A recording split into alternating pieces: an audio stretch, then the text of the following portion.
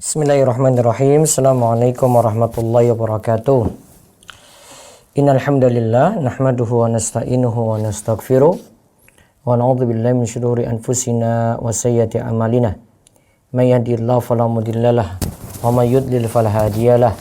Wa asyhadu an la ilaha illallah wahdahu la syarikalah wa asyhadu anna Muhammadan abduhu wa rasuluh. Allahumma shalli ala nabiyina Muhammad wa ala alihi wa man tabi'ahum bi ihsan ila yaumiddin. Allahumma inna nas'aluka ilman nafi'a wa rizqan thayyiba wa amalan mutaqabbala. Puji syukur kita panjatkan pada Allah. Selawat dan salam semoga tercurah pada Nabi besar kita Muhammad sallallahu alaihi wasallam. Pemirsa sekalian, pada malam ini kita akan melanjutkan kembali pelajaran dari Bulughul Maram, kitab nikah. Mudah-mudahan jadi ilmu persiapan terutama untuk rekan-rekan muda untuk menjalankan nikah nantinya. Sekarang kita masuk di antara nikah yang bermasalah, dikenal dengan nikah mut'ah. Nikah yang bermasalah sekarang kita bahas ya, sehingga tahu kalau nikah-nikah ini mesti dijauhi.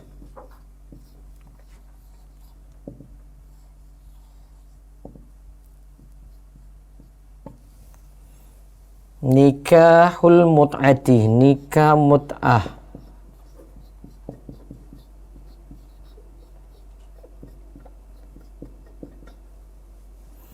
Bahasa kita itu kawin kontrak.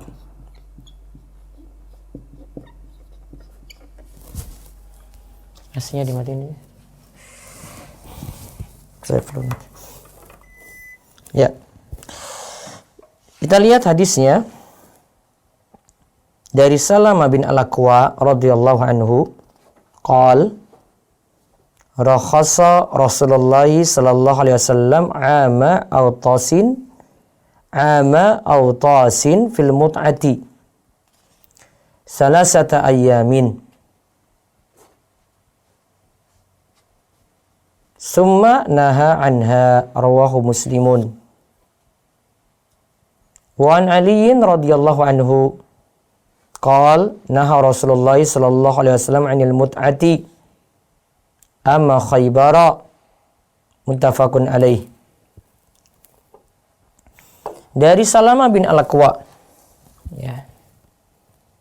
Dari Salamah bin Al-Aqwa radhiyallahu anhu, ia berkata, Rasulullah sallallahu alaihi wasallam memperingan atau memberikan rukhsah pada tahun Autas. Ada tahun perang Autas. Tahun perang Autas untuk nikah mut'ah. Salah satu ayam, namun cuma 3 hari. Thumma naha anha. Kemudian Nabi SAW itu melarangnya. Rawahu Muslimun, hadis ini diriwayatkan oleh Imam Muslim. Ini hadis nomor 998 dari Bulughul Maram atau nomor 30 dari pembahasan kita dari kitab nikah. Sekarang kita di pertemuan 16 ya. Kita sudah bahas 30, hadis 30 dan 31 dari kitab nikah.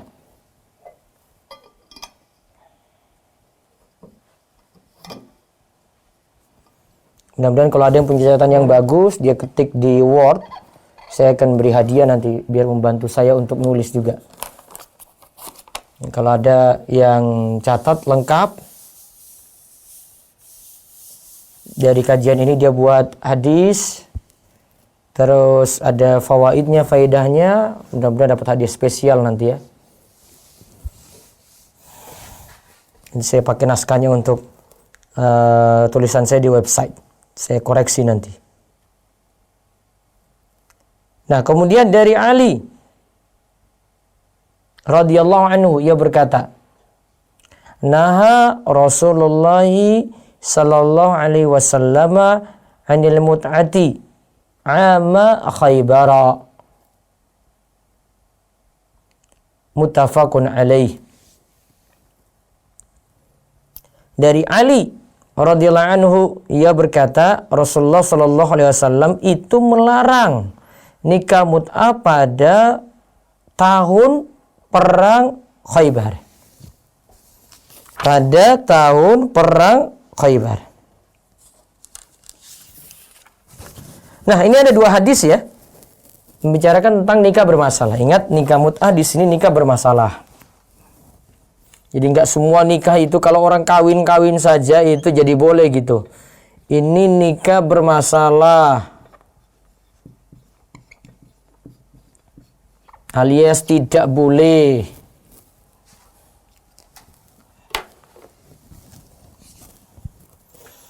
Di hadis Salam bin Al-Aqwa tadi, ini riwayat Muslim. Kemudian hadis Ali ada disebutkan dalam Sahih Bukhari dan juga dalam Sahih Muslim.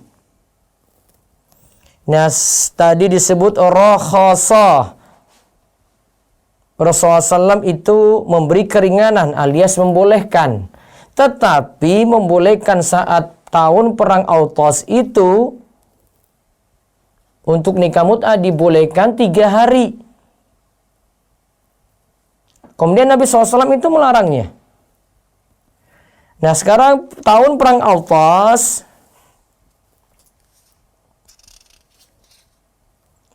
Autas itu nama wadin, lembah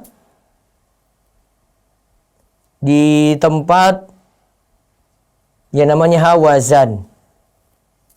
Ini salah satu lembah yang ada di Taif. Taif itu kalau lewat jalan agak lebar, jauhnya itu sekitar 2 jam. Ya, 2 jam perjalanan. Dekat dengan Hunain. Nah, dekat dengan Hunain. Di Hunain ini pernah terjadi perang Hunain. Hunain masih dekat dengan Mekah. Ya, pernah terjadi perang Hunain. Nah, ini Autas itu dekat Hunain. Namun saat ini tidak dikenal lagi dengan nama Autas tadi. Syekh Abdullah Al-Bassam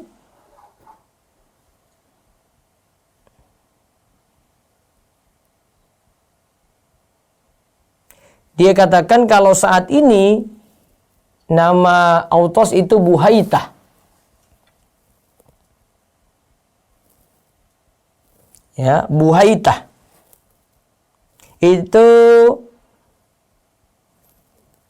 perang ini terjadi antara Sail Kabir wa Nakhlatul Yamaniyah. Ya, suatu tempat yang namanya Nakhlatul Yamaniyah. Jadi jauh dari Mekah,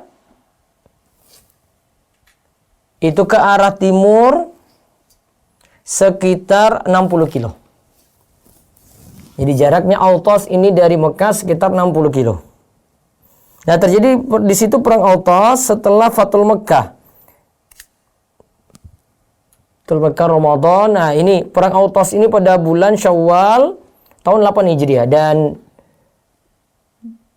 Fathul Mekah terjadi pada Ramadan tahun 8 Hijriah. 1 bulan setelahnya berarti.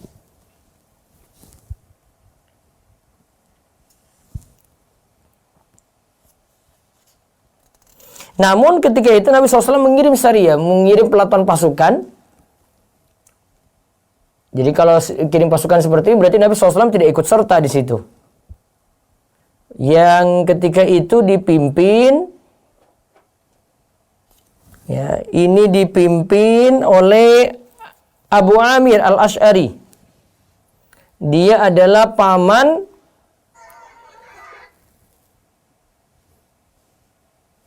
dari Abu Musa.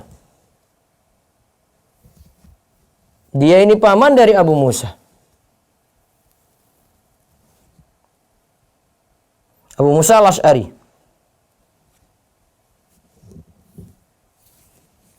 Nah, sedangkan perang Khaybar itu terjadi di akhir Muharram tahun 7 Hijriah.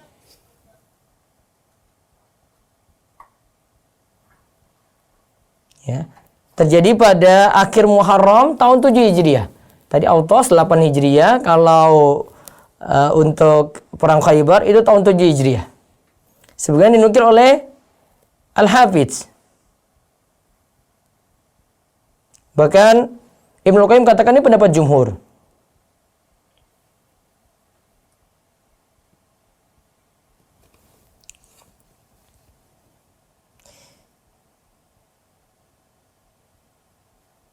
Nah, sekarang apa yang dimaksud dengan nikah mut'ah? Ya, apa yang dimaksudkan dengan nikah mut'ah? Mut'ah itu mimnya di dhammah, bisa juga di kasrah. Jadi mit'ah juga bisa dibaca. Mut'ah itu artinya intifa, mengambil manfaat, taladzuz, memenuhi syahwat. Tapi yang dimaksudkan sini adalah menikahi seorang wanita muddatan muaqqatatan ala malin muayyanin. Menikahi wanita dalam jangka waktu tertentu, pada jangka waktu tertentu, alam alin muayyanin, dengan kompensasi harta tertentu. Faizan qadal ajalu, jika waktu tadi yang ditentukan sudah berakhir, waqa'atil firqatu biduni tolakin, maka terjadi perpisahan tanpa mesti mentalak. Disebut dengan mut'ah, tadi kan artinya manfaat. Karena wanita mendapatkan manfaat, dia dapat tadi harta dari laki-laki. Dia juga terpenuhi syahwatnya. Tanpa ketika itu ada tawalud, yaitu ada keturunan dan tujuan-tujuan yang lainnya. Jadi disebut mut'ah itu dari kata al-intifa.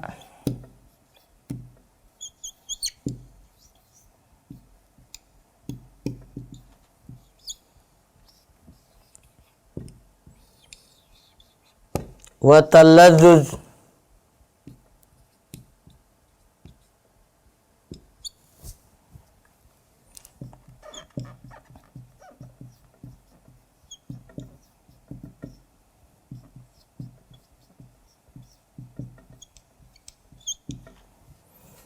Mengambil manfaat, talazzus, memenuhi syahwat.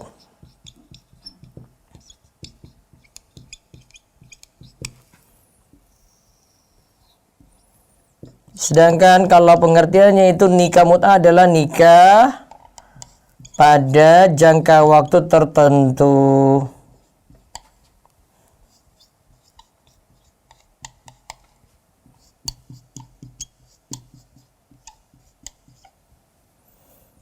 Dengan mahar tertentu.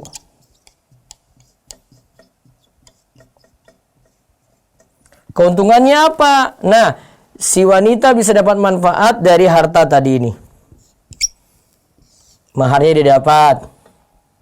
Laki-laki dan perempuan ini terpenuhi syahwatnya tanpa mesti hamil. Nah, gampangannya kayak gitu pengertiannya.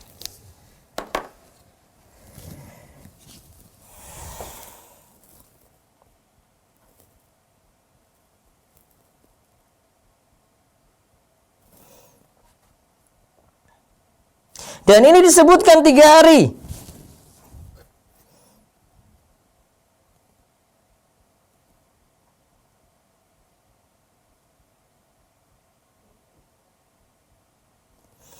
Tetapi gini ya, kan Autos itu kita dapat katakan itu terjadinya perang Autos itu sama dengan Fathul Mekah ya. Kita katakan terjadi pada tahun Fathul Mekah, yaitu 8 Hijriah. Sedangkan tadi perang Khaybar itu 7 Hijriah.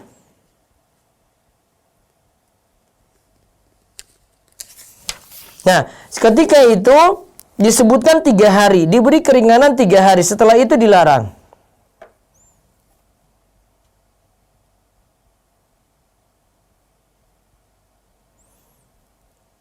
Jadi saat perang itu saja terjadi 3 hari. Sebelumnya kan dilarang. Mungkin ceritanya ini ada beberapa pengertian ya. Sebelumnya dilarang, kemudian pada tahun Fathul Mekah tadi itu dibolehkan cuma 3 hari. Setelah itu dilarang lagi.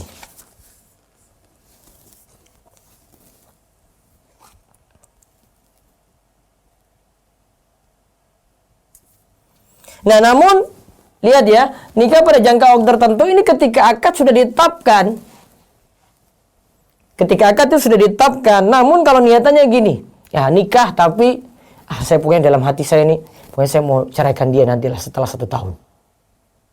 Saya mau ceraikan dia nantilah setelah 6 bulan lah. Nah, kata para ulama di sini, jika niatannya itu dalam hati, tidak dia ucapkan ketika itu, maka nikah tidaklah batal. Namun kalau yang terjadi ini nikah mut'ah, karena nikah ini sudah dilarang, maka nikahnya jadi tidak sah.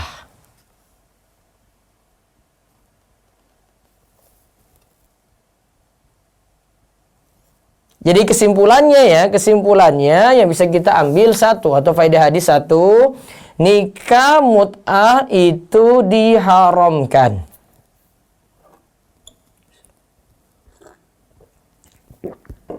Dan menunjukkan kalau akadnya tidak sah.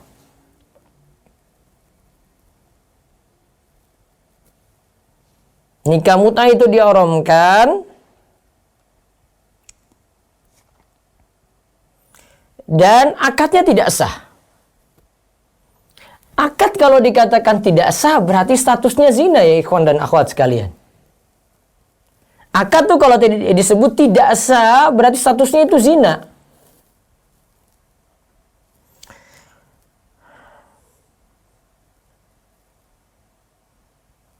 Nah, kenapa tadi jadi dikatakan dilarang? Ya Rasulullah SAW sudah melarangnya. Kalau beliau mutlak melarang, maka menunjukkan haram dan rusak akadnya tadi. Imam Ibnu Daqiq Al-Id katakan, wa fuqahaul amsar kulluhum 'alal man'i. Para pakar fikih di berbagai negeri melarang bentuk nikah seperti ini, yaitu kawin kontrak, nikah mut'ah tadi.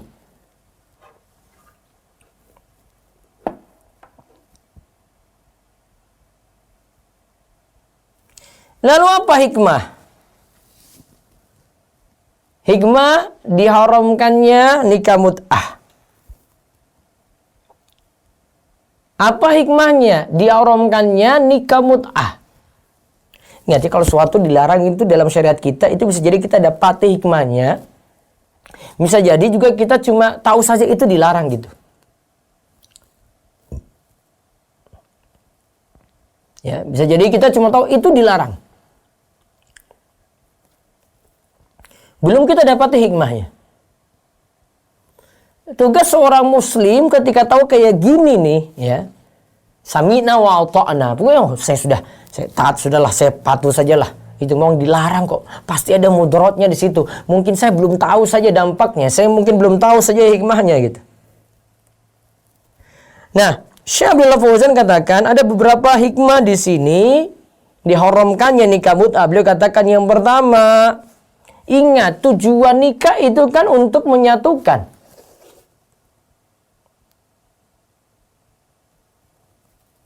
Tujuan nikah mut'ah itu kan, tujuan nikah itu sejatinya adalah untuk menyatukan. Kalau nikah mut'ah tidak seperti itu, dia niatan tadi dalam jangka waktu tertentu, pisah.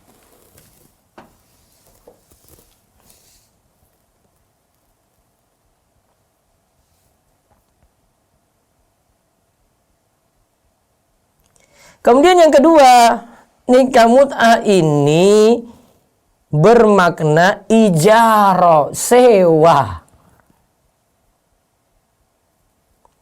kontrak sampai waktu tertentu. Coba kalau kita datang ya. Ini kalau ada yang datang, jangan kita lah. Ada yang bilang nih pada perempuan, dia bilang gini, saya sewa kamu ya, kita hubungan ya 1 hari saja. Kita hubungan 1 hari saja. Saya kontrak kamu 1 hari saja. Jelas kita pakai nalar kita, lam yajuz ijma'an. Ya, tentu kita nganggap, kita sepakat semuanya itu nggak boleh. Maka nikah mut'ah sejatinya seperti itu. Dia mengontrak kemaluan. Ya.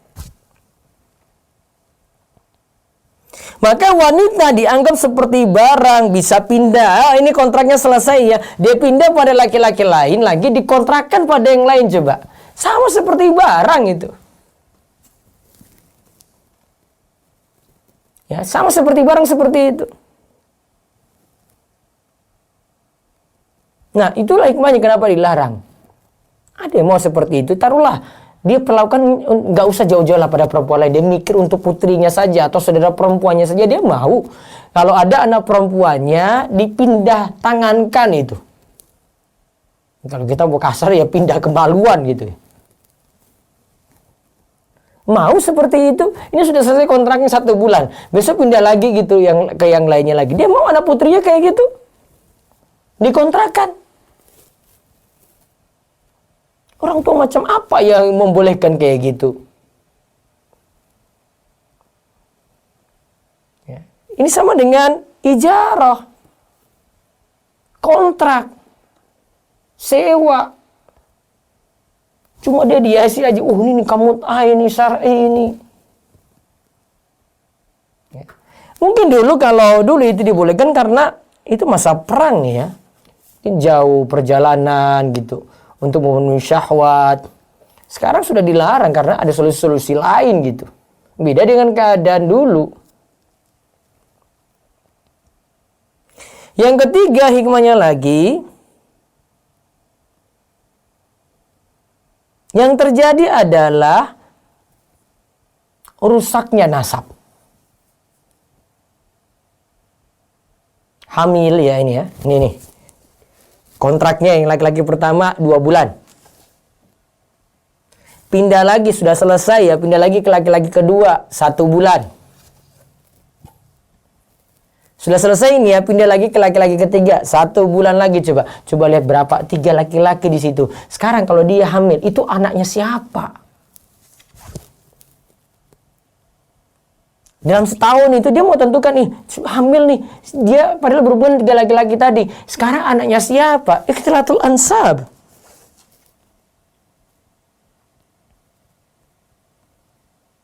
Itu sama saja bercampurnya nasab. Gak jelas di situ. Islam gak bolehin kayak begini.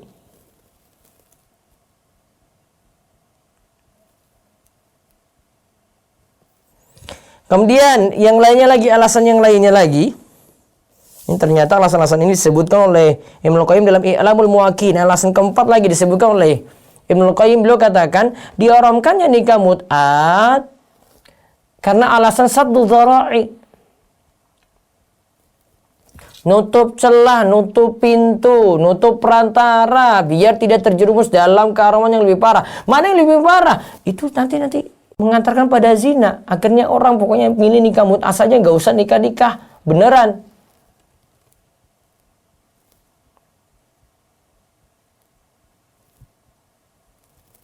Ya. Kata Ibnu Qayyim ini wasilatun ila zina. Ini kan perantara ke zina juga, sama ini.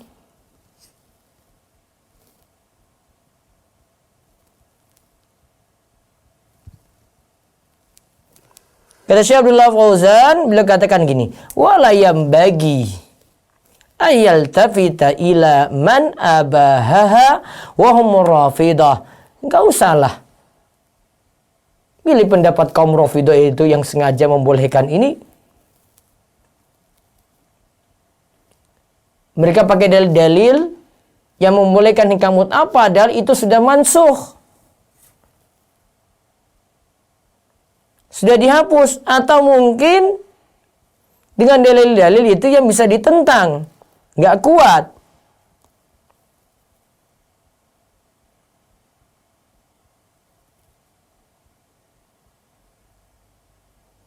Padahal tadi kalau kita lihat, coba lihat ya. Ali radhiyallahu anhu yang meriwayatkan Rasulullah sallallahu alaihi wasallam yang melarang nikah mut'ah. Padahal Rafidhah ini sangat mengagumkan. Syiah atau Rafidhah ini sangat mengagumkan Ali bin Abi Thalib. Ketika Ali riwayatkan di sini, mereka nggak mau jalankan tuh.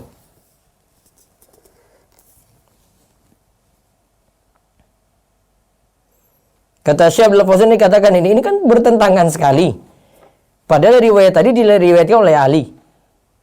Padahal Ali itu imamuhum, bal ma'buduhum. Ali itu mereka anggap itu imam besarnya.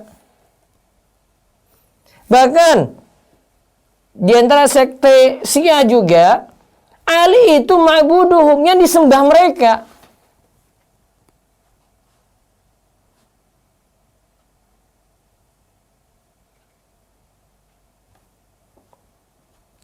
Sedangkan ada riwayat dari Ibnu Abbas yang membolehkan,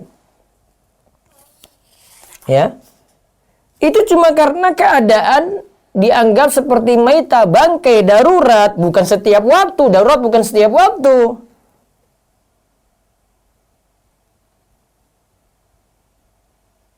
Namun Ibnu Abbas, ini kata Syekh Abdullah Fauzan, itu sudah rujuk karena orang-orang kok ngambil mudah-mudahan dengan pendapatnya. Maka Ibnu Abbas rujuk.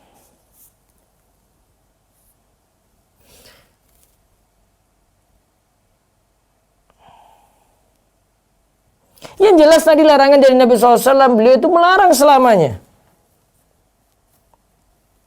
Jadi kesimpulannya, nikah mut'ah itu haram selamanya sampai hari kiamat.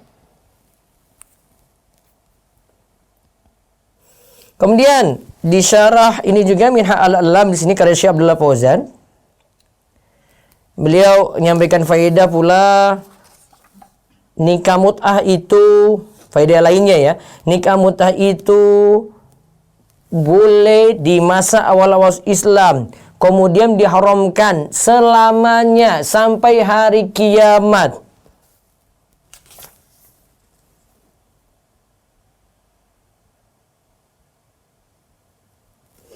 Sebagaimana dalam hadis disebutkan, hadis Rabi' bin Saburah al-Juhani, bahwasanya bapaknya itu mengatakan, Rasulullah, dia pernah bersama Rasulullah SAW ketika Fathul Mekkah, tahun Fathul Mekkah, 8 Hijriah kan berarti, disebutkan, ya ayuhan nas inni qad adzantu lakum fil istimta'i minan nisa. Wahai sekalian manusia, ya, sesungguhnya aku pernah izinkan kalian untuk mut'ah.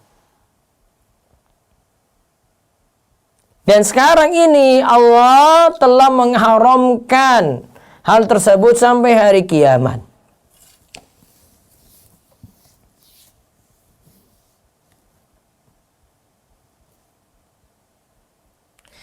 Dan kalau kita lihat tadi, kata Syekh Abdullah Fauzan, beliau katakan tadi, kalau dua hadis tadi dari Salamah bin Al-Aqwa dan hadis dari Ali tadi, ini menyebutkan kan terjadi pada saat perang Khaybar, tadi larangan tadi ya, Khaybar kemudian dilarang selamanya.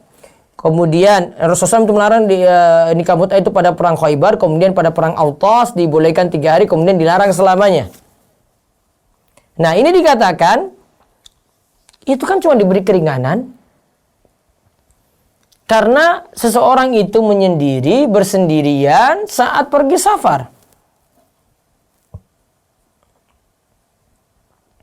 Berarti kalau dia dalam keadaan mukim, ada istrinya,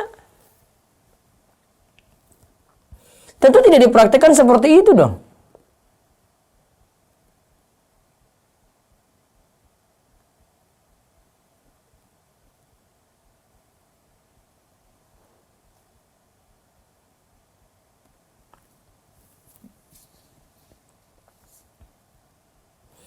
Nah, sekarang mungkin jadi perdebatan adalah kapan mulai dilarangnya nikah mut'ah tadi. Kan ada disebut tadi pada saat perang Autas, yaitu tahun Fathul Mekkah tahun 8 Hijriah, atau pada perang Khaybar tahun 7 Hijriah.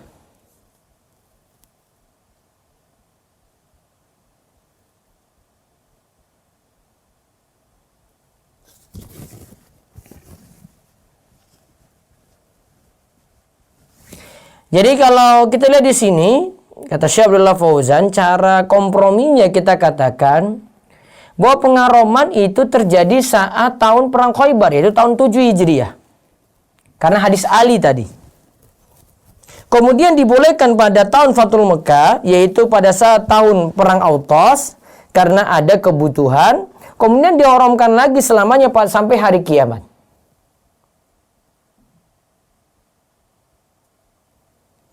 Jadi untuk pengharaman dan pembolehan itu terjadi 2 kali itu. Jadi haram tahun 7 Hijriah saat tahun perang Khaybar, kemudian dibolehkan 3 hari, kemudian diharamkan lagi selamanya.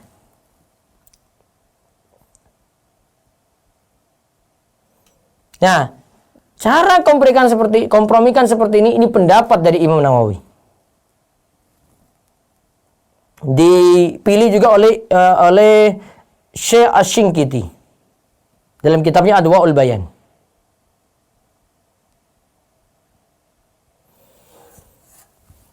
Namun ada kompromi yang lainnya lagi. Syekh Abdullah Fauzan katakan ada kompromi kedua, pengharamannya cuma satu kali, yaitu tahun Fathul Mekkah. Sedangkan sebelumnya itu masih dibolehkan. Pendapat kedua ini katakan ketika tahun perang Khaybar itu belum dikatakan haram.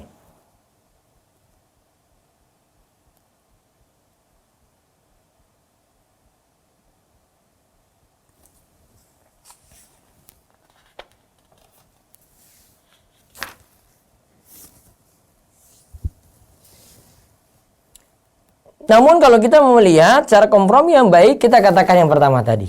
Jadi dari kompromi yang pertama, dan ini jadi pendapat Imam Nawawi ya. Nikah mut'ah itu sejarahnya gini.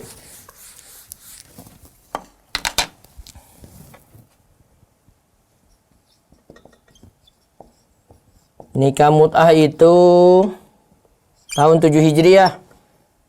Haram. Ini perang apa tadi? Khaybar ya.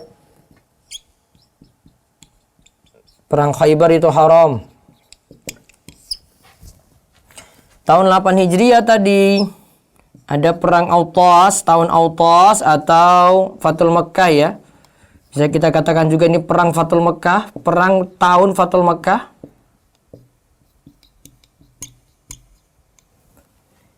Ini dibolehkan cuma 3 hari.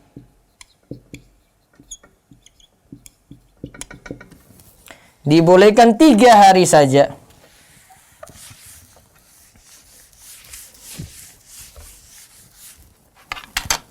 Setelah itu diharamkan selamanya sampai hari kiamat.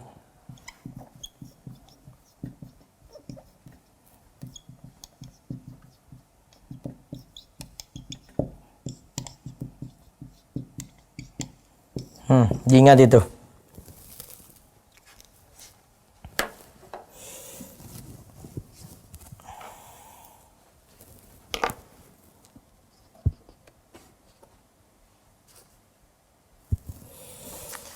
Wallahu a'lam bishawab. Selesai untuk pembahasan kita nikah mut'ah malam hari ini. Lihat, ini biasa buku yang saya pakai kalau untuk terjemahan. Kalau kitab asli itu saya pakai Minha al-Allam. Ini juga ada bentuk PDF-nya, cari aja di internet, PDF Minha al-Allam Syarh Bulughul Maram karya Syekh Abdullah Fauzan. Kalau yang terjemah ini di Insan Kamil penerbitnya. Bisa juga dipesan di Rumaiso, di toko Ruwaifi milik Rumaiso. Yaitu di nomor HP 0852 00 171 222. Lalu kami umumkan sudah keluar pengumumannya baik di YouTube, di Facebook, misalnya di story-storynya, juga di Instagram, termasuk Instagram pribadi kami, pengumuman kuis yang sudah diadakan kemarin. Ya, 20 pemenang sudah disebutkan nama-namanya juga. Selamat yang mendapatkan hadiah. Ya, nantinya kita akan adakan lagi.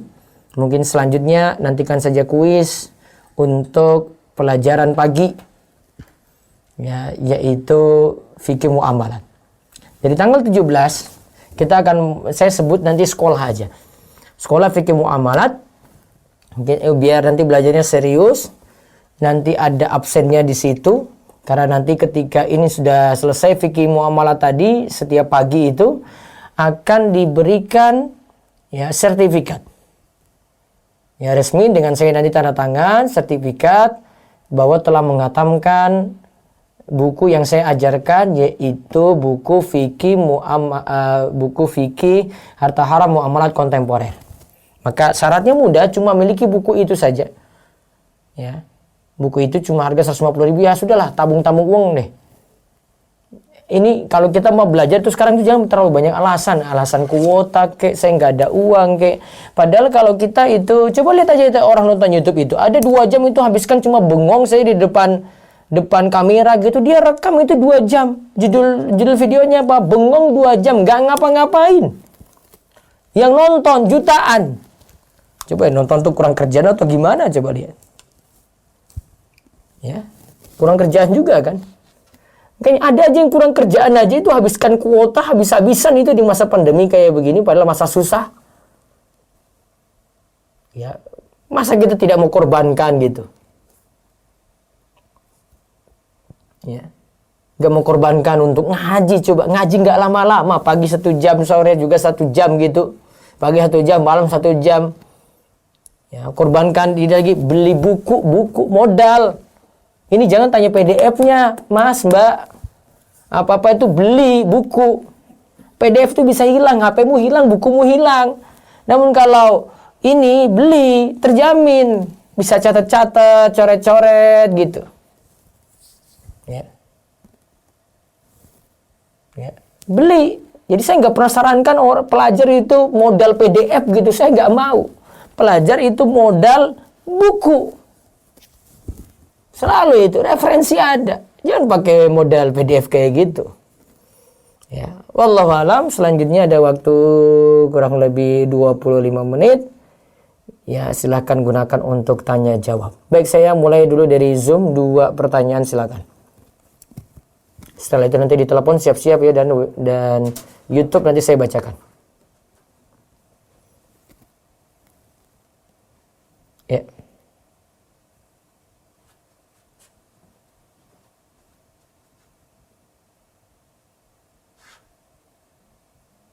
Monggo yang di Zoom silakan.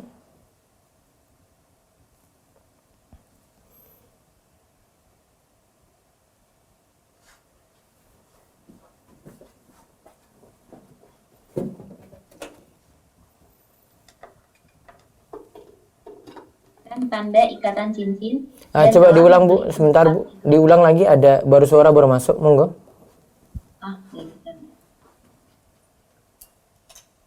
Bismillah, Assalamualaikum Ustadz. Izin bertanya Ustadz, bagaimana hukumnya jika seorang akhwat telah dilamar oleh seorang ikhwan? Di dalam lamaran tersebut, si ikhwan memberikan tanda ikatan cincin dan telah membeli isi kamar untuk menikah nanti. Tapi masih DP ke tempat yang menjualnya. Qadarullah pernikahan ini dibatalkan oleh pihak si ikhwan. Apakah si akhwat ini wajib kembalikan cincin yang telah tersebut dipesan, dan apakah boleh atau halalkah si akhwat ini tetap melanjutkan angsuran kamar set tersebut untuk dimiliki si akhwat? Mohon nasihatnya Ustaz. Ya, sabar-sabar, yang nikahnya gagal tadi mudah-mudahan dapat ganti yang lebih baik. Coba cari terus terang dulu atau kejelasan, ini siapa yang ngontrak, boleh nggak dipindahkan pada si akhwat lanjutkan, gitu aja. Prinsipnya seperti itu. Kalau boleh ya sudah, tinggal dilanjutkan saja untuk ya mudah-mudahan dapat jodoh yang berikutnya insya Allah. Ada lagi? Baik, untuk yang raise hand saya panggil dengan Uhti Rosmiarsi, silakan buka mic-nya. Ya. Assalamualaikum Ustazah. Ustaz. Waalaikumsalam warahmatullahi wabarakatuh. Silakan. Saya mau bertanya Ustaz. Begini, saya rasa tuh kalau untuk nikah dengan perjanjian akan batas waktu itu rasanya perempuan nggak mau lah zaman sekarang ya Ustaz. Buktinya ada Bu. Ada ya? Iya ada, itu orang-orang Arab pada datang di mana itu daerahnya itu. Orang Indonesia mau aja kok. Kan duit Bu, fulus. Oh. Enggak, ini kan kalau perempuannya tuh nggak tahu kalau laki-lakinya itu punya jangka waktu sekian nanti ditinggalin gitu. Perkiraan perempuan itu ya nikah itu buat selamanya gitu. Itu gimana Ustaz? Ya laki-lakinya yang dosa. Perempuannya nggak tahu. Nggak apa-apa. Laki-laki yang dosa. Ya, syukur Ustaz. Ji. Terus ada lagi satu lagi, monggo. Baik, Ustaz. Hmm. Uhti Sharon, silakan buka mic-nya. Bismillahirrahmanirrahim. Assalamualaikum Ustaz. Waalaikumsalam warahmatullahi wabarakatuh. Silakan. Jadi anak itu pernah baca buku, di buku tersebut mengisahkan tentang ikhwan tersebut, ada perjanjian dengan si bapak akhwat tersebut, kalau mereka udah nikah 10 tahun, terus belum sukses, jadi laki-laki itu harus menceraikan si istrinya. Nah, apakah ini termasuk nikah kontrak dan bagaimana hukumnya, Ustaz? Jangka waktunya nggak jelas. Saya belum bisa putuskan. Tapi asalnya nggak boleh kayak begitu ya. Iya. Tadi seperti tujuan nikah awalnya menyatukan gitu, nggak untuk pisah-pisah. Itu masuk nanti sama dengan menikah tapi niatkan untuk cerai gitu. Ini ada khilaf di antara para ulama. Walaupun tadi saya sebutkan pendapat paling kuat atau pendapat di buku ini tadi Syekh Abdullah Fauzan sebut tetap sah pernikahannya. Ya berarti kalau terjadi perpisahannya sudah pisah. Ya, gitu ya. Ada lagi? Satu lagi monggo. Baik, via chat saya baca. Assalamualaikum Ustadz. Waalaikumsalam warahmatullahi wabarakatuh. Saya sebentar lagi akan menikah. Nah di acara itu kakek dan ibu saya mau ada acara tari sambut menyambut Ikhwan saat menuju akad dan baca Al-Quran sama pasangan juz 30 setelah akad. Untuk yang pertama, Ana dan calon terus berusaha menjelaskan pada kakek dan ibu agar tidak ada tari sambut karena ada musik. Tapi mereka tetap mau melakukannya. Bagaimana cara yang terbaik lagi dalam menasehati Ustadz? Kami tetap di lobi terus, kalau bisa ya di lobi, kalau nggak mampu ya sudah, fattakullah mastata'tum. Begitu. Nah, Ustadz. Ada lagi? Di luar tema boleh Ustadz? Ya silakan satu. Izin bertanya Ustadz, jika kita mempunyai wifi kemudian kita sewakan per jam, tapi yang menyewa malah dipakai untuk main game online, itu hukumnya gimana ya Ustadz? Apakah itu termasuk tolong menolong dalam dosa? Jazakallah khair Ustadz. Coba diulang pertanyaannya, kenapa game online? Jadi menyewa, kita mempunyai wifi kemudian kita sewakan per jam, tapi yang menyewa malah dipakai untuk main game online. Itu hukumnya bagaimana Ustadz? Apakah itu termasuk tolong menolong dalam dosa? Jazakallah. Coba lihat kajian saya tadi pagi itu.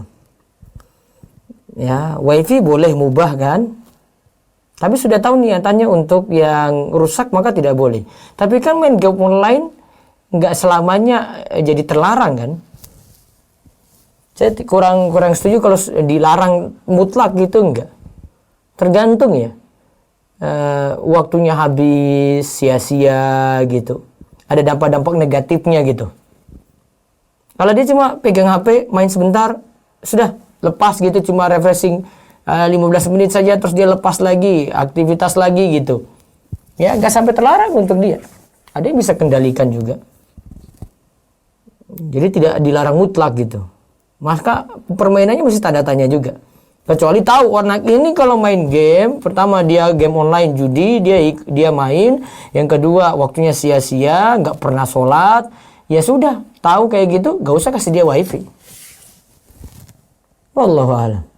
Baik, selanjutnya saya bacakan lewat YouTube dulu. Ya, sambil ada telepon masuk silakan. Kriteria kuis apa mungkin ya, yang kuis yang mana berarti ya? Yang jawab lebih cepat masuk ya Ustadz? Iya, lebih cepat masuk ya, karena yang jawab itu sampai 1400 ya, yang jawab ya. Itu yang kita terima kemarin, yang lebih cepat jawabannya benar, 100% ikuti kajian, ya, dia dapat. Jadi ingat saya syaratnya kayak begitu. Makanya ikuti baik-baik. Ustadz, kapan nggih pembahasan fikih, kitab fikih dengan haid, mani, wadi, madhi? Ana tunggu banget. Ikuti yang nanti saya ubah jadwalnya Sabtu dan Ahad. Sabtu dan Ahad itu pembahasan kitab fikih toharoh. Saya sudah masuk pembatal wudhu. Ya, pembatal wudhu. Setelah pembatal wudhu nanti masuk ke adab buang hajat. Setelah adab buang hajat itu nanti mandi junub. Nah, nanti kaitannya di sini ya. Dengan mani itu kaitannya di mandi junub. Habis itu tayamum, baru haid. Ya, itu dari kitab Taharah di kitab Bulughul Maram. Jadi ikuti saja terus, itu setiap pagi. Nanti jadi pelajarannya saya ubah jadwal dari Senin sampai Jumat itu bahas muamalat. Senin sampai Jumat sekolah muamalat. Kemudian Sabtu Ahad weekend itu khusus kitab Taharah. Diikuti saja, itu dasar banget. Hadis-hadisnya dasar sekali, saya pahamkan juga dasar sekali. Itu pelajaran yang mungkin kita nganggap, oh ada yang kayak begini saya sampai nggak tahu, padahal itu dasar banget. Ikuti Sabtu dan Ahad pagi. Makanya yang belum subscribe channel Romeso TV biar dapat informasi kayak gitu, ini aja subscribe. Tahu nanti kalau ada siaran kan biasanya 30 menit sebelum siaran itu sudah diingatkan kalau pasang notifikasi. Terus Ustadz izin bertanya mengenai ulang tahun kemerdekaan. Saya nggak akan jawab. Ustadz, saya mau tanya, saya alhamdulillah sudah bekerja 5 bulan di PLTU dan ingin cari calon. Tapi setiap ada ingin kenalan selalu ditolak dan dijauhi. Gimana solusinya? Kadang saya berpikir mau resign karena percuma, satu saya sudah bekerja pun tetap gak dapat jodoh. Pecahkan masalah pelan-pelan ya. Berpikirnya pelan-pelan gini. Kok gagal? 2 kali gagal ini sebabnya apa? Yang sebabnya gagal ini koreksi. Ya. Bisa jadi mungkin dari si laki-laki sendiri sih, bukan si perempuan. Syaratnya neko-neko, terlalu minta macam-macam. Mungkin ada syarat-syarat yang seharusnya nggak disebutkan. Nah, kalau memecahkan kayak gini, ikuti kajian yang nanti saya dengan Biro Judul Rumaiso itu saya ganti malam minggu, Sat night. Ya. Bisa ikuti pelajarannya. Nah, itu biar pecahkan masalah ini nanti di malam minggu saja. Apa hukumnya menikah mut'ah setelah terjadi MBA sebelum halal? Haram menikah mut'ah selamanya tadi ya. Ada yang tahu itu kitab Bulughul Maram penerbitnya apa tadi ya? Penerbit Insan Kamil. Nah ini ada. Baik telepon. Assalamualaikum. Assalamualaikum. Halo. Cut. Baik. Ibu perempuan menginginkan anaknya kerja setelah tamat kuliah, tapi dari perempuan tersebut menginginkan setelah tamat kuliah dia mau menikah. Bagaimana sikap yang baik Ustadz? Pahamkan pada orang tua. Mudah-mudahan orang tua paham. Ya pelan-pelan ya diskusi sama orang tua ya baik. Ya, Assalamualaikum. Assalamualaikum. Waalaikumsalam. Dengan siapa ini? Assalamualaikum. Waalaikumsalam warahmatullahi wabarakatuh. Iya, Bu Guru Pak Ustadz. Nggih, monggo. Nggih. Pak Ustadz mau nanya. Iya. Ini masalah pekerjaan lagi nggih. Iya. Kemarin kan saya bilang kalau ada anak tahfiz dia nggak belajar tapi ada nilai, tetapi dia hanya ikut ulangan saja gitu, itu masih boleh nggak Ustadz? Dia kalau ulangan semester ikut, tapi pembelajarannya nggak ikut itu. Ya kalau nilainya dari ujian saya nggak masalah, tapi jangan dibuat dia dianggap ada kelas, dibuat absen palsu, nggak boleh. Absen palsunya nggak boleh. Iya. Tapi nilainya kan tetap diangkat itu loh Ustadz. Iya kan ikut ujian. Belum? Kan ikut ujian. Dia ikut ujian. Nggak apa-apa. Berarti nggak apa-apa, meskipun ikut ujiannya cuma sekali aja gitu ya. Ya kalau bisa lulus. Kan ada anak-anak sekolah juga kayak gitu, nggak masuk kelas tapi ujian bisa. Ya sudah lulus saja. Oke.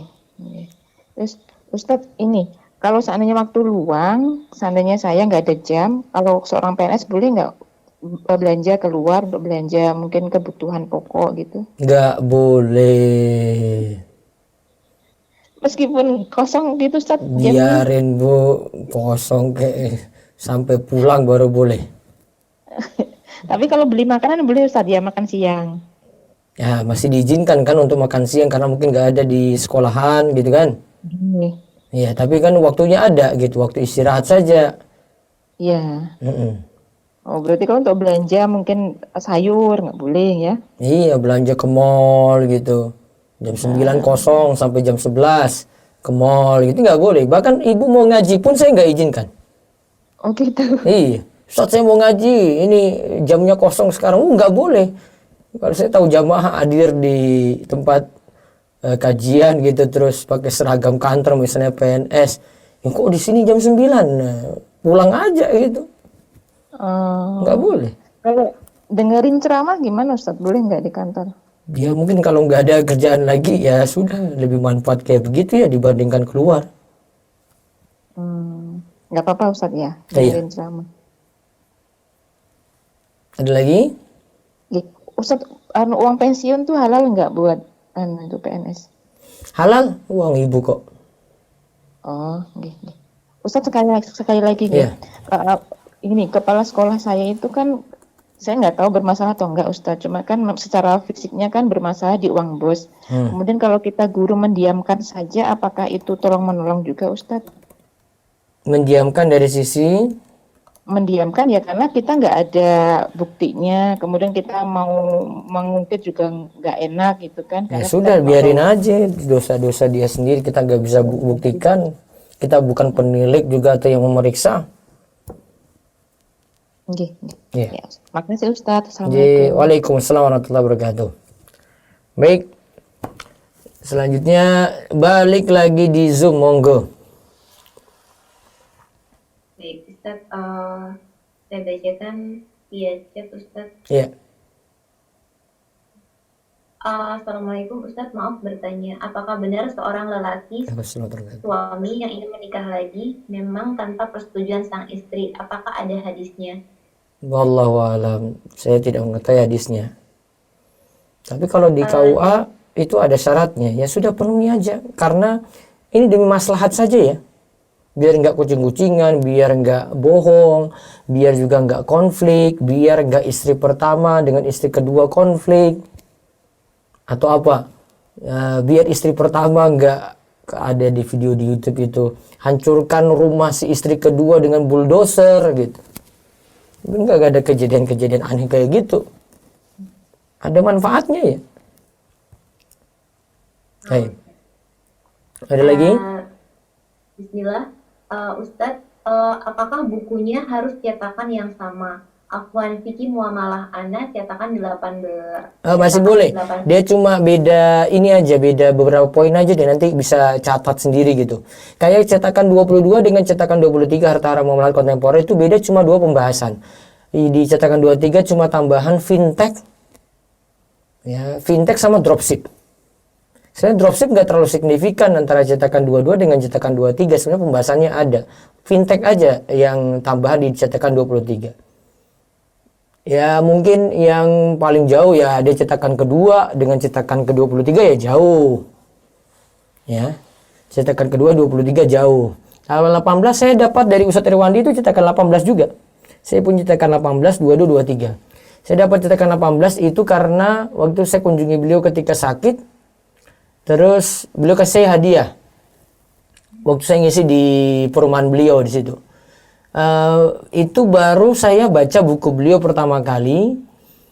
Kenapa beliau kasih? Karena dulu waktu saya di Riyadh belajar dengan beliau, kita punya pengajian itu namanya pengajian Jumat sore kalau nggak salah ya. Kita ngaji setiap Jumat sore. Saya ngaji berapa kali, terus sering diskusi juga. Situ kita ditugaskan beliau untuk koreksi buku itu, buku Harta Haram Muamalah Kontemporer waktu awal-awal mau terbit. Saya termasuk koreksi beberapa bab dari sisi ya ejaan lah, masukan begitu. Terus yang lainnya juga punya bagian untuk koreksi teman-teman saya yang kuliah di KSU. Nah maka ketika baru ketemu setelah saya dari Saudi baru ketemu saat itu juga waktu di rumah beliau, nah beliau kasih hadiah itu cetakan 18 tadi. Baik, satu lagi ada? Baik, Ustaz. Assalamualaikum Ustaz. Iya, waalaikumsalam warahmatullahi wabarakatuh. Silakan. Kalau anak yang lahir karena married by accident, bagaimana nasabnya? Kalau anaknya wanita, siapakah yang harus jadi wali nikahnya? Jazakallah khair Ustaz. Baik, saya sudah jelaskan kemarin ya. Ini tentang masalah hamil di luar nikah kemarin. Ringkasnya gini, biar saya tidak ulang-ulang, nanti lihat videonya ya.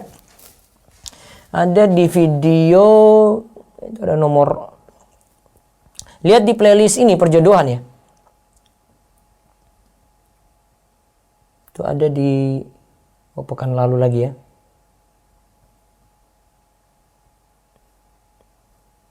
Nanti cari, itu ada Subnight, malam minggu lalu. Ya, hamil di luar nikah itu. Bisa dicek. Gini, hadis yang ini saya rinci jadi dua. Jika ini si perempuan, ini perempuan nih. Jika dia main dengan laki-laki, satu laki-laki saja. Laki-laki ini siap tanggung jawab gitu. Namun zina ya, tetap zina, dosa di sini. Enggak jadi halal gitu. Zina. Dia siap tanggung jawab dan nikahi. Maka hasil anak zina ini boleh disandarkan pada laki-laki ini. Ada pendapat yang kemarin kita sebut, ada pendapat Ibnu Qudamah, ya sampai pendapat Ibnu Al-Qayyim, Syekh Ibnu Utsaimin, itu ulama-ulama besar itu. Namun kalau perempuan ini sudah nikah, ini sudah punya suami nih, ada suaminya,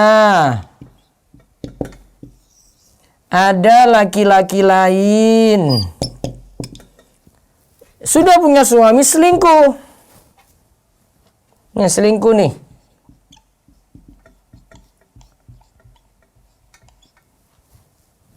Punya anak. Si laki-laki ini bilang, yang selingkuh ini bilang, ini anak saya, kita kan hubungan. Tapi suaminya bilang, enggak, itu dia istri saya kok. Maka berlakulah hadis al-waladu lil firash. Walad, anak ini disandarkan pada pemilik ranjang. Siapa pemilik ranjang? Ini loh, ini yang milik ranjang, ini suami ini. Hadis ini berlaku untuk problem ini, bukan problem yang di atas. Terus laki-laki yang selingkuh ini gimana? Wal airu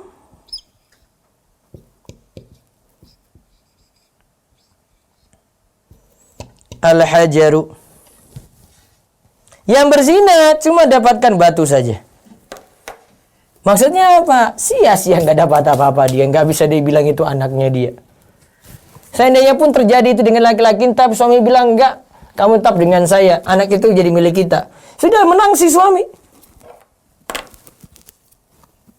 Nah, nanti kalau ini akhirnya bisa disandarkan, ini disandarkan nih ya. Saya nggak setuju dengan zinanya tetap. Jangan nganggap Pak Ustadz bilang itu zina boleh. Nggak ada saya bilang zina boleh. Haram, dosa besar itu dua-duanya. Yang penting taubat. Taubatan nasuha. Anak disandarkan pada laki-lakinya, maka ini jadi bapaknya. Kalau ini anak perempuan, besok bapak ini, bapak biologisnya jadi wali, boleh. Bisa mewariskan pada anaknya tadi. Ini pendapat paling kuat.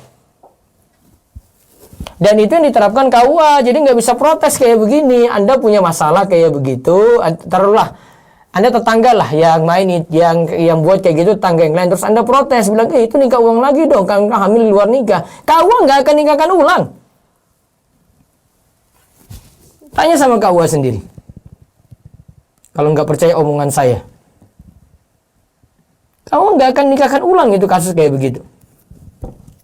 Kamu lapor ke KUA kecamatan kayak nanti pindah ke Kemenak kayak sama. Karena manut hukum kayak begini, sudah relakan saja. Hukum kayak gitu ditetapkan kok. Hukmul hakim yarfa'ul khilaf. Hukum yang dikeluarkan oleh hakim tadi, KUA punya kekuatan, kita enggak. Maka mengangkat perselisihan yang ada. Ya. Jadi ya bisa jadi itu salah, tetapi untuk masalah kita katakan itu jadi batal, enggak. Untuk nikah misalnya itu anaknya putri ya, terus nikah dengan laki-laki lain, bapak biologisnya boleh jadi wali. Karena pencatatan di KUA juga seperti itu. Ya, gitu ya, Taib. Ada satu lagi, silakan. Baik, Ustaz. Masih via chat, bagaimana Ustaz hukumnya menikah dengan anak tiri dari suami? Jazakallah khair. Gimana, ulang? Bagaimana hukumnya menikah dengan anak tiri dari suami, Ustaz? Anak tiri dari suami. Apa maksudnya itu? Anak tiri dari suami. Siapa yang menikah, dia dengan siapa gitu? Nggak jelas soalnya. Kalau soalnya jelas saya jawab. Ada lagi satu lagi, coba gantikan soal itu. Baik. Assalamualaikum Ustaz. Izin bertanya, saya mahasiswa baru Ustaz, Ya. baru lulus SMA. Teman SMA saya mendekati saya Ustaz. Nah, sedangkan saya orangnya baperan. Ya. Tapi saya berusaha agar dia tidak mendekati saya dan berhasil. Ya. Setelah kejadian itu, saya berpikir untuk menikah untuk menjaga hati dari yang haram. Tetapi ilmu belum cukup Ustadz dan saya pun masih harus kuliah. Mohon nasihatnya Ustadz. Itu ikhwan atau akhwat yang nanya? Ini akhwat Ustadz. Kalau akhwat, ya tanya sama orang tua izinkan nggak? Kalau ikhwan, mikir matang-matang. Sudah punya nafkah belum? Jangan nikahi anak orang terus nggak punya nafkah. Tanggung jawab. Ya, satu lagi. Ustadz, ini pertanyaan yang tadi, menikah dengan anak tiri, maksudnya karena suaminya meninggal. Oh. Ini ya, ini laki-laki nikah dengan janda. Terus ini punya anak laki-laki berarti ya. Ya, terus ini nikah ya tadi. Nah, nikah. Ingat, anak laki-laki ini dengan janda, ini dia panggil istri dari bapak. Ya. Ini sifatnya nanti lihat di An-Nisa 22 ya, An-Nisa 22. Ini mahram mu'abbad selamanya. Si laki-laki ini nih, bapaknya ini meninggal, ini meninggal. Anak laki-laki tetap itu mahramnya. Ini bukan mahram sementara, mahram selamanya. Maka tidak boleh menikah dengan anak tirinya gitu. Nggak boleh. Haram. Terjadi, maka fasakh, nikahnya harus dibatalkan tuh. Pisah. Nggak boleh. Wallahu a'lam. Baik, saya balik ke YouTube. Seorang wanita melakukan banyak hubungan dengan laki-laki, tapi nggak tahu siapa bapaknya. Kalau dilakukan tes DNA untuk mengetahui siapa bapaknya, apakah itu dibenarkan? Inilah, saya itu malas jawab pertanyaan itu yang kaitannya dengan zina. Dia zina dengan 5 orang. Siapa bapaknya? Ngapain diurus? Suruh tobat. Kan kita jadi bingung gitu ngurus.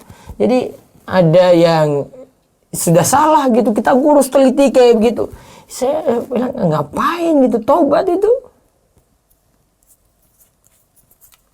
Karena agak sulit seperti ini, menyelesaikan ini agak sulit. Ustaz, bagaimana saran Ustaz jika saya seorang laki-laki menikahi akhwat yang belum mengenal manhaj salaf? Dia sering ikut kajian sunnah tapi belum mengerti manhaj salaf itu apa. Yang penting bisa dididik. Kamu sanggup nggak untuk didik?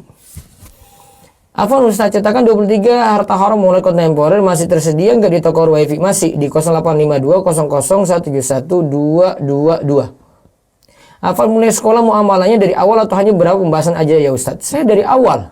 Saya bilang ulang dari awal, itu berarti saya bahas dari awal sampai akhir.